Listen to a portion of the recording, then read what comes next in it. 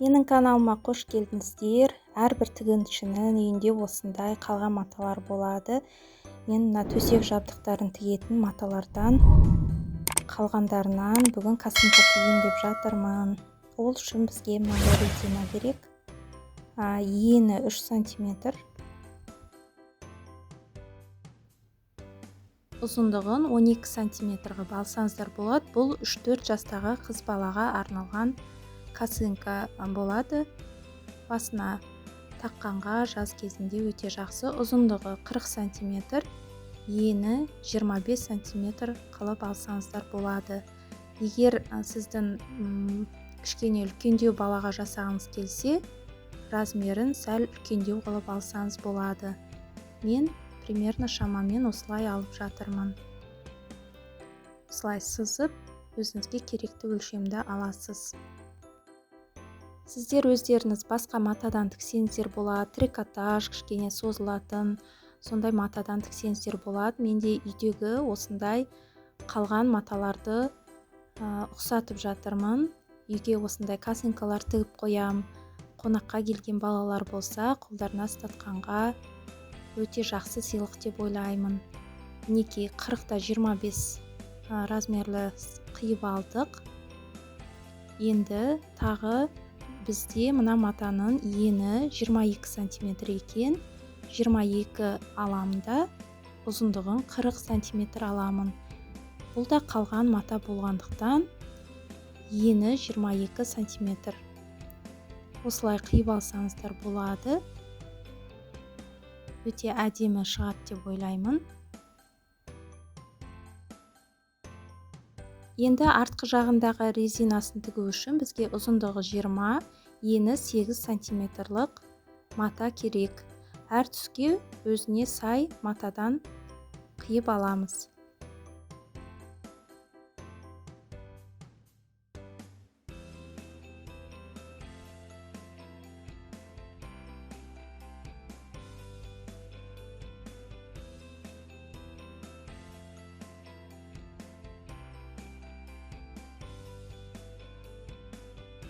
Сары түсті матадан сол размерден қиып аламыз. 8 см, ұзындығы 20 см етіп қиып аламыз.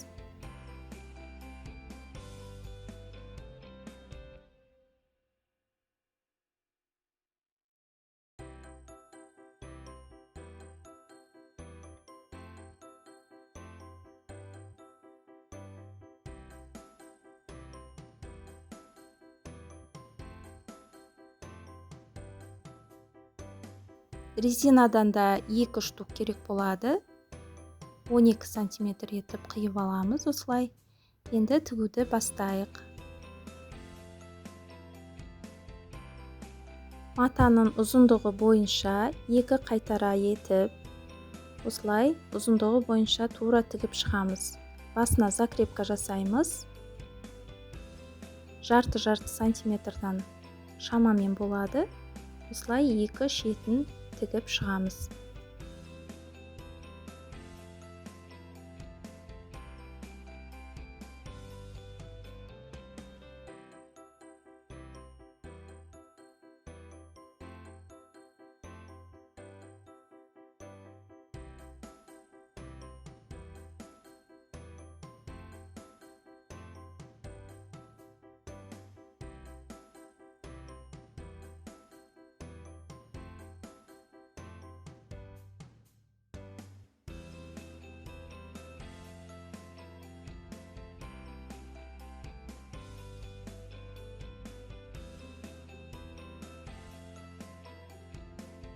Келесі тура осындай етіп, ұзындығы бойынша 2 қайтарып, осылай қайыра тігеміз.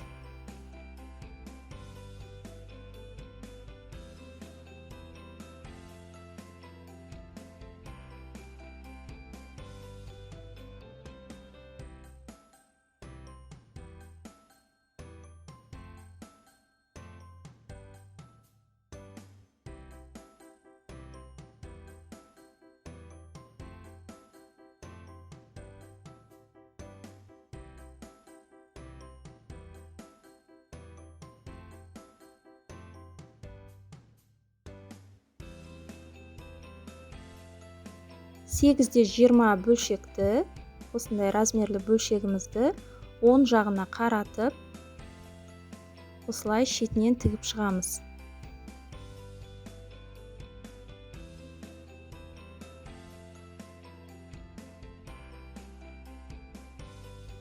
Тіккен кезде екі жағына закрепка жасауды ұмытпаймыз. Енді осыны аударамыз.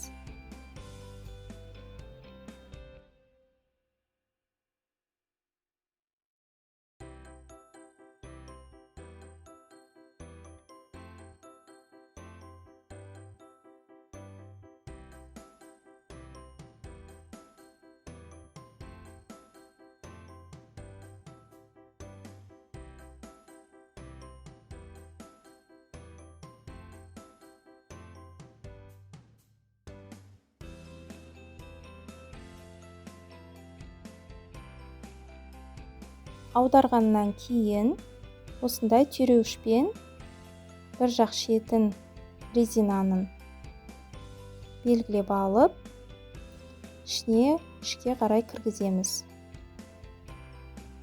Бір жақ бөлшегі шетіне жеткен соң, оны қыстырып қойсаңыз болады.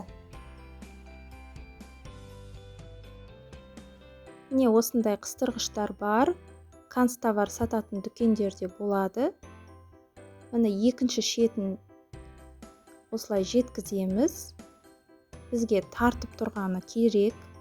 Сондықтан екінші шетінде осылай қыстырып қоямыз. Түйрегішті аламыз.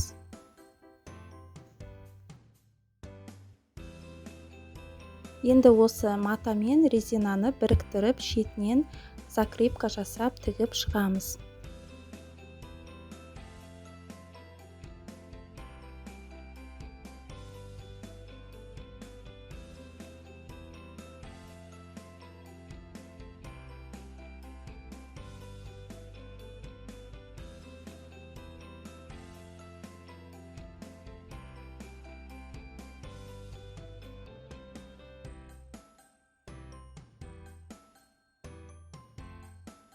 Екінші түрлі матаны да тура осындай етіп резинамен біріктіріп тігіп шығамыз.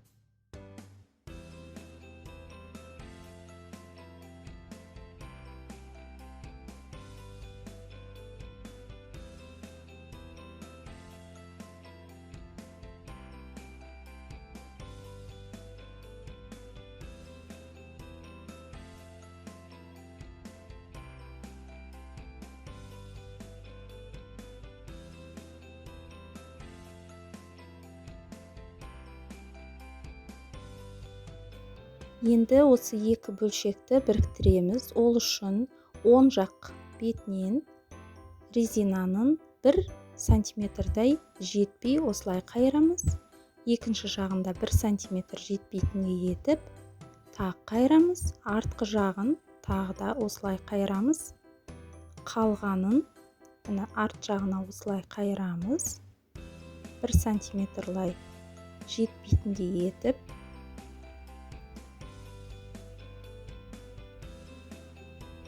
сіздерге түсінікті болу үшін қайталап жатырмын.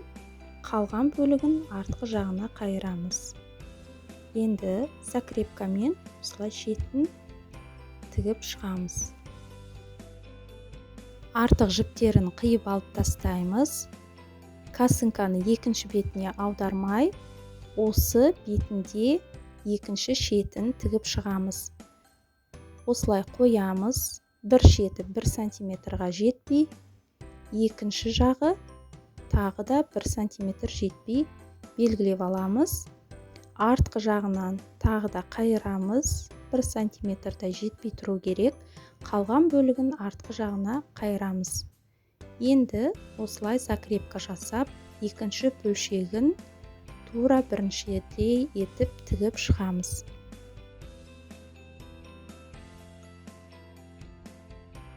Неге артық жіптерін қиып, енді оң жақ бетіне қарай аударамыз. Жаңағы тігісіміз бәрі ішінде қалып қалады. Оверлок ештеңе керек емес. Міне осындай косынка болады. Екіншісін тура осындай етіп тігеміз.